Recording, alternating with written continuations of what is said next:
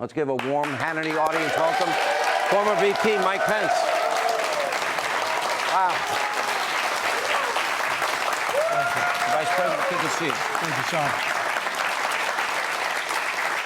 For the record, when I came out, I did not get a standing ovation. Yes, you did. I did. I actually did not, but what a great crowd, right? They're fun people. Thank you for being here. Let me ask you this question first, because it's news of the day. Yeah. And this has to do with Alvin Bragg and the New York DA and what they're trying to do to President Trump. And you called it, quote, it feels like a politically motivated or politically charged prosecution here. What did you mean by that?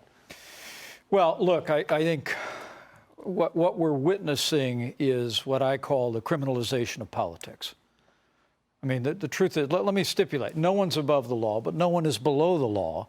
And the American people are tired of a two-tiered justice system in this country. I believe it.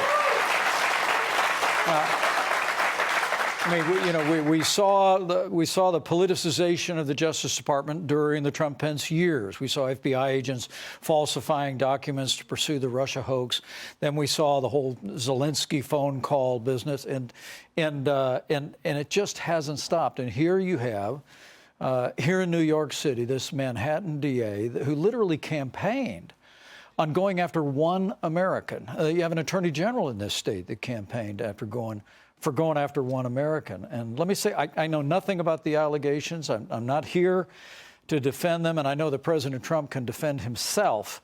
But the American people are tired of politics playing a role in justice, and I think tens of millions of Americans look at what's happening in the Manhattan DA's office and say, enough is enough. We've got to end this political prosecution of the president and end the politics that's playing a role in our justice system around the country. Jim Jordan is investigating whether or not the FBI is politicized and the DOJ is weaponized. Right. I wonder, and I do not believe at this point in history that we have equal justice under the law or equal application of our laws. It breaks my heart to say that, but if we don't fix it, that takes away the heart of our Constitution, doesn't it? Well, there's a reason why that statue outside virtually every courthouse in the country, Lady Justice is blind. And the truth is, we all deserve equal treatment in the law. And it's one of the reasons I spoke out on this over the weekend when I first heard rumors of it. I am hopeful that as the American people have learned more about this, I'm hopeful that the Manhattan DA thinks better of it. I mean, because the reality is... he had a very, very bad week, thankfully, and I think he's rethinking the whole thing. Well, he has to be. You've brought an awful lot to light on that, and I know everybody appreciates the job that you've done bringing the facts to the American people. But I just want to say this is bigger than any one person, right? And I think the American people understand that in this instance, we simply have got to stand on the principle that the law needs to be equally applied. Do you agree with every me person about we don't have equal justice under the law? For example, nobody was held accountable for lying on a FISA application. Right. At the top of a FISA application, it says verified. They used a dirty Russian dossier paid for by Hillary Clinton, and it's unverifiable. It was all false. Yeah. Or the fact that the FBI was working with big tech in 2020, and they were meeting with them once a week, and they were saying you might be a victim of disinformation, and it might be about Joe Biden or Hunter Biden. Yeah. So the New York Post breaks that story about a very real laptop, and they didn't report it, and they wouldn't even let people post on it. Well, I think the suppression of the story about Hunter Biden's laptop by virtually every artery of the national media was a disgrace, and I've said so. Yeah. But let me say, this is bigger than just this instance, that I honestly believe, whether it's the FBI going after a pro-life father, or the FBI, a memorandum that targets people going to school board meetings to stand up for their kids' interests in their schools. I mean, we just got to make sure. We just got to make sure that we've taken the politics out of our justice system at every level. And let me also say, the American people are, they're tired of a two-tiered system of justice, but they're also tired of the drama. The Justice Department ought to be, and local prosecutors ought to be focused on putting bad guys in jail in this city that is fraught with a crime rate. But the flip side of it is, as I travel all over the country, Sean, I have to tell you, this is not the stuff the American people are talking about. I mean, there are families that are hurting out there.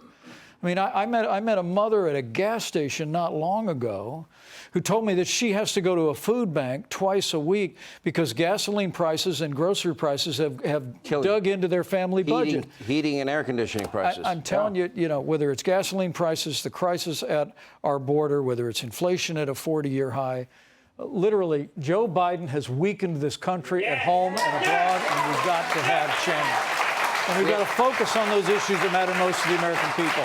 And that's where I'll focus.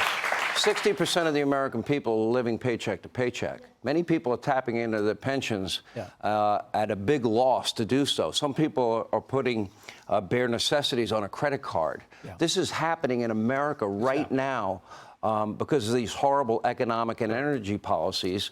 Right.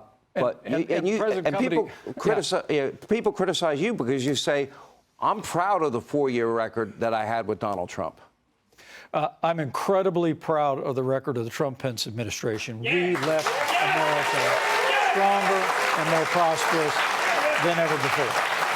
And this administration has systematically dismantled the progress that we have made at home and abroad. But I have to tell you that as I said, most of the national media is obsessed with this story. Most of the national media is obsessed with my old running mate. But as I travel around the country, the American people are deeply concerned about what's happening in this economy. They're deeply concerned about their family budgets. They're deeply concerned about whether their children or grandchildren are going to grow up in America with as many opportunities as you and I had.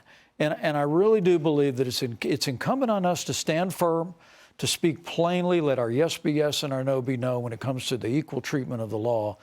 But I also believe that to win back America, in the months and years ahead, we've got to focus on what the American people are focused on, and that is securing this country at home and abroad and bringing back this economy for working families all across America. Let me ask you this.